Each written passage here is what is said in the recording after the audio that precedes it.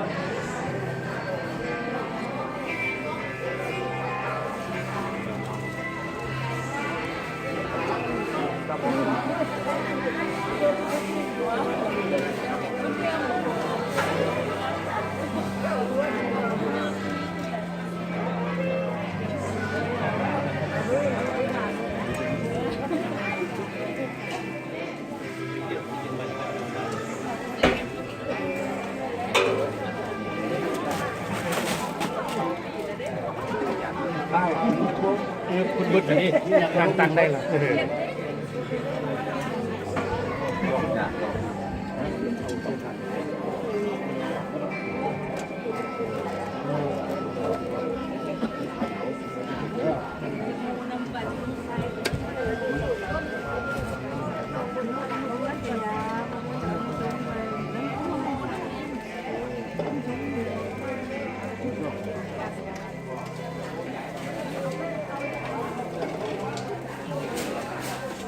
ส่เบิดเลยลูกสุดท้ายแล้วนี่คือมารีอยู่ในพี่ก็เลยไม่ใช่นักบาลนักขยายดิเดี๋ยวเราไปก่อนไม่หมอถ้าคุณนี่เนาะด้วยตัวหนึ่งแม่ก็ยังยากสิ่งใดโมสุขเที่ตัวเองผู้ได้แล้วที่ได้ของเราแต่ว่าเดี๋ยวเราไม่ได้ให้ตัวอย่างตัวตนเรา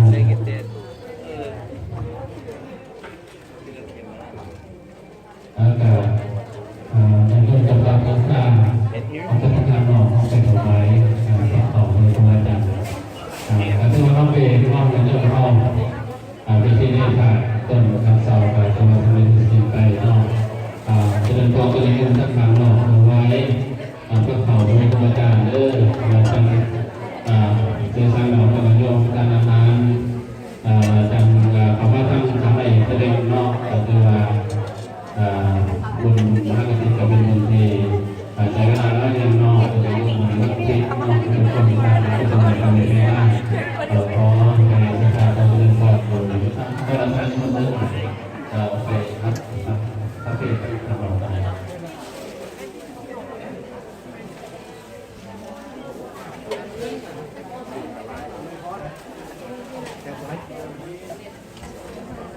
เราจะผ่านเรื่องทางเราที่ต้องรับแก้ในพวกเขาเป็นกินปลาเข่าอยู่หน่อยกินปลาเข่าแล้ว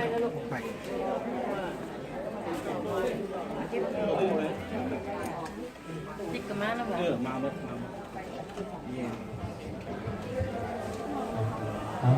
ที่พ่อเลยตัวนี้พ่อเลยเรื่องประจันสัญญาณซอยให้ใครก็ต้องเดียวเอาเมื่อพ่อทำจะเลิกไว้มาดูอาจารย์จันทร์สวัสดิ์สาธุสาธุสาธุอนุโมทนา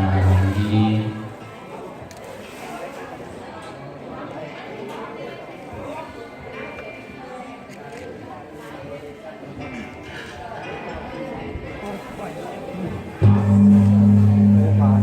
เสสังมังคารังมัญญตายาสาสุขังปริปุณสันโตอายุวันโนสุขังภา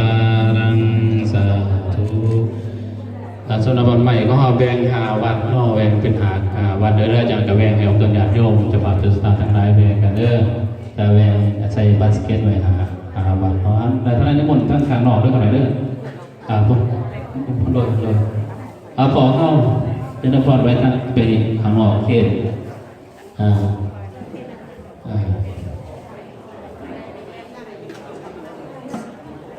เจ้าเห็นกล้องโกโก้เนี่ยครับเห็นกล้องโกโก้เนี่ยยื้อไม่เลยยื้อไม่เลยเขาไปรอดถามไปวิญญาณด้วยเด้อไปถวายตัวเอาตัวนี้โยมพ่อได้การเกี่ยมก่อนนำโฆษณาอาหารอะไรการเกี่ยมว่าเพื่ออะไรถวายพ่อแม่ครูอาจารย์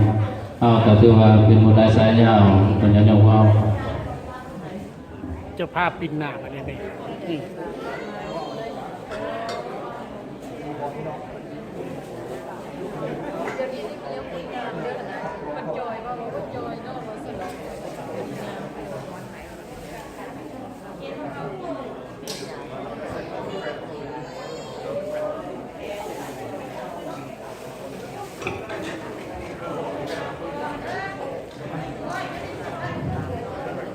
เจริญพรไปยังเขียนพระเขาเด้อเจ้าค่ะ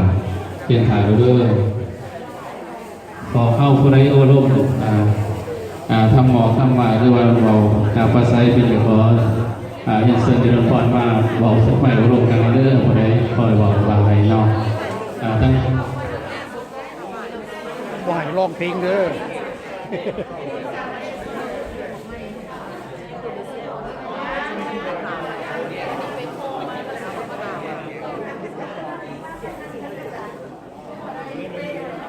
ลุงวันประกาศให้พระเจ้าออกไปเค้นพระเข้า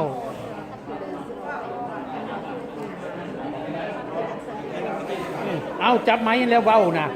บอกให้พอออกไม่ออกนี่ไปเค้นพระเข้าเพิ่นอยู่นอกถ้าออกไปเดี๋ยวนี้ออกเพิ่นเข้าไปผ่านเข้าอยู่นอกเด้อเพิ่นออกไปผ่านนอกไปเค้นพระเข้าเพิ่นอยู่นอกเพิ่นเด้อ ชิญออกไปกินข้าวกินน้ำมาแล้วจะมานับกันได้หรือไม่เหมือน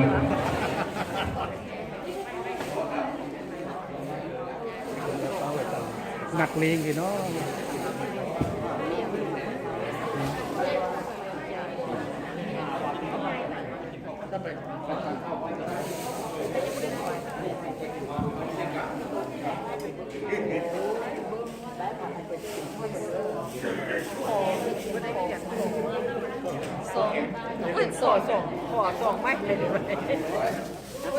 สองมือเอายิบบ่ได้ เดี๋ยวมาหัวใส่กองเพื่อนมาถ่ายก็เทนออันนี้มาอันพากันมาเตะจากมิสตาลันกินสันเดอร์ที่มาได้มาหัวกินน้ำเพลินอยู่วันนี้ยาเขียวอยู่แลนไอแลนด์ขอโมทนาบุญน้ำเพลินเดอร์ สมาห่วมที่บุญมหากันทินเทแล้วเพิ่นก็มาเมิดทุกตรงนี้นะมา แล้ว เว ลง YouTube เบิ่แล้ว เดี๋ยวนี้มา เบิด โอ้โดย ลง YouTube เบิ่แล้ว นี่ได้อันล้านคนตายใครเป็นคนจัดการเพื่อล้านเศร้าตายเป็นแหละอันนี้เขาว่ายังบ่ทันไปเพื่อนี่เป็นชุดที่มานี่เคยเป็นคนจัดการ5 ปีอันนี้ก็สิได้ไป ในปีนี้เนาะ ไปออกไปเค้นเข้าออกไปเค้นพาเข้าไอ้เพิ่น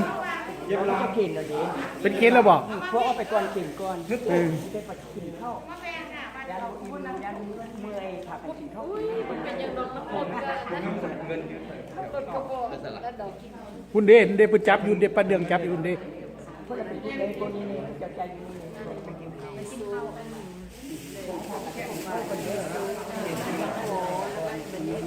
ยังเป็นบุญอันนั้นด้วย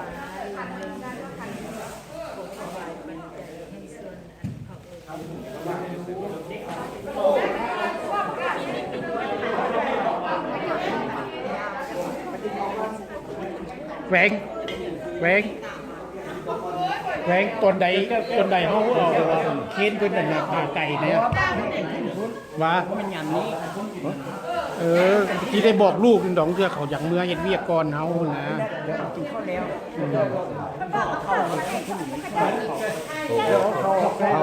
เขาจะกิน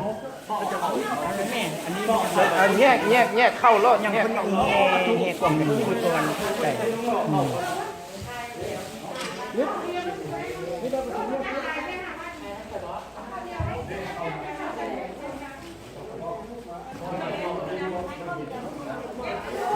ใช่เดี๋ยวต้องไปได้ทำไมน้อยไอ้พวกน้องเลยนะ กำลังแกน ไอ้พวกมันเปิดตัวคนในบอกแป๊ะไอ้พวกไปเปิดตัว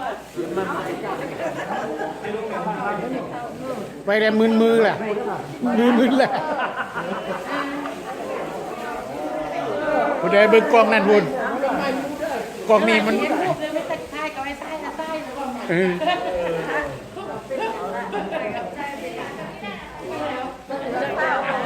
คนเยอะอย่างนี้เลยด้วยใต้เนาะโอ้ยพวกเราเลยไปนะเยอะก็เยอะน่ะมาอยู่นี่ปะ ย่างไปนอกกี้ดิ เอาเทไป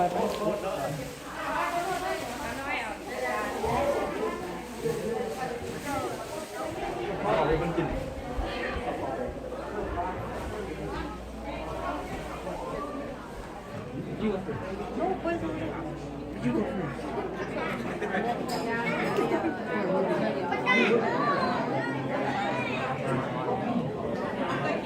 ิเวณคิวกินเข่าเลย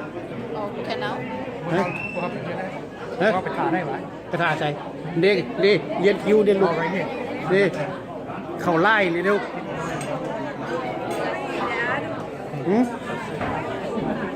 เขาไล่เห็นลูกเขาไล่แล้วเอาเข่าดิ